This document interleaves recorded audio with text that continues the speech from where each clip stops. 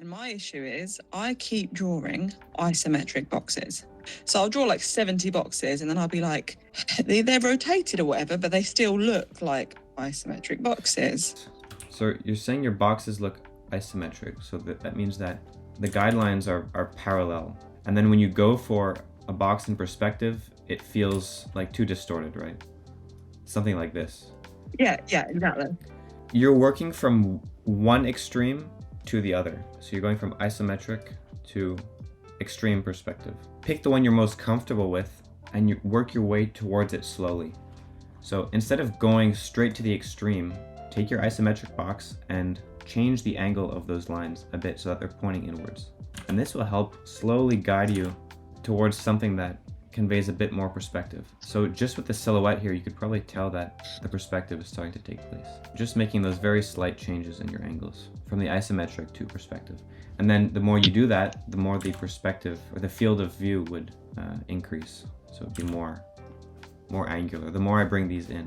I think I'm probably trying to make them converge like too soon.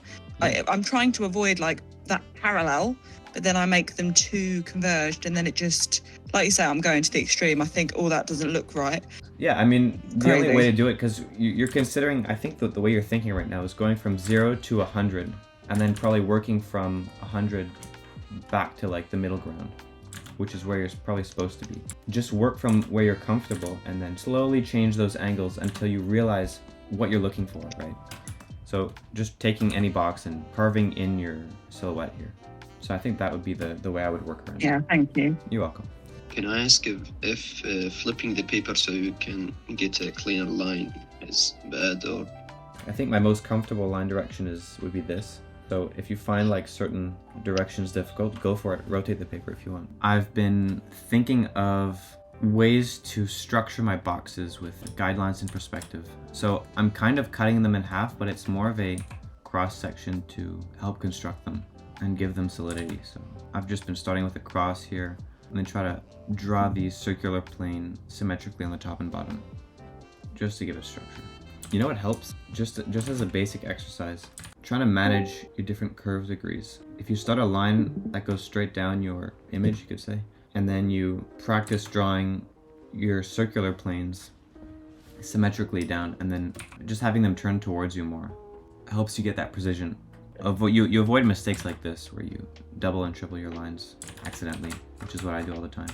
And so what happens when you do this, you end up constructing a cylinder in perspective. So it's like cutting the cylinder. That's why cylinders are really hard, because it requires lots of control. You need to be able to draw symmetrically in perspective. I tried doing a boolean of like two cylinders into each other. Like, I'm guessing you're referring to when you have a cylinder merging into the, let's say, into the plane of a box.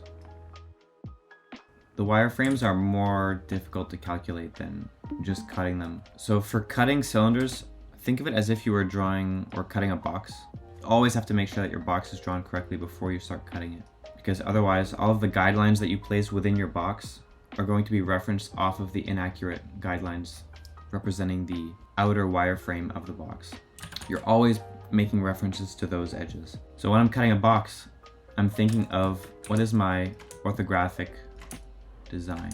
So you can just draw a plane out on the side here if you want to help yourself think of it differently. It doesn't matter what shape you draw. What you're doing is just drawing these shapes in your box on the front plane like this. So from here, we're just taking these shapes and extruding them backwards. So what this looks like is you take your shape in perspective and you shoot each edge back. And the most important thing is making sure that the guidelines all converge to a vanishing point. It's very slight, and I did it quickly here, so there's probably some inaccuracies, but you want to make sure that they're all pointing towards the guideline, or a vanishing point, sorry. These lines up here, we're stopping them at the edge, but if you don't know where to stop this one, stop it around where this vertex is, because you're going to have to extrude this downwards at the same angle that this one is going. See, so I overshot it by accident, but it's always better to overshoot than undershoot. Why is that better?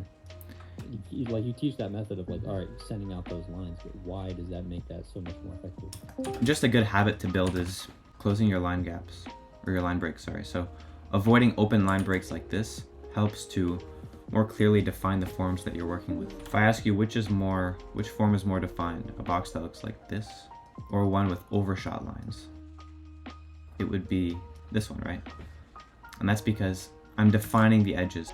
It would be the same as using an airbrush to fill those gaps. Like, we don't know what's there, right? Here, it's clearly defined. When we look at this, we're just considering, like, I think most of the time people see this type of drawing and they don't see much of a, like, they don't see much overshooting. And that's because I'm not pushing the exercise to the extreme. But if we were to push the exercise to the extreme, we can see that extremely open line breaks look a lot worse than extremely overshot line breaks. You can think of it as if you're balancing on a pole. You want to lean towards one side and you want to lean here because you're gonna get a better result if you fall here. But if you're like balancing between both and you don't, like, you're just trying to stay on the pole, you might end up here, you might end up here. If anything, play it safe and fall in the overshot line box. I've been doing these exercises of cutting boxes, and I was wondering if you have any tips for when you cut it in a round shape. If what you're asking is how do you make a cut, like a round cut in a box, right? And showing it from the front.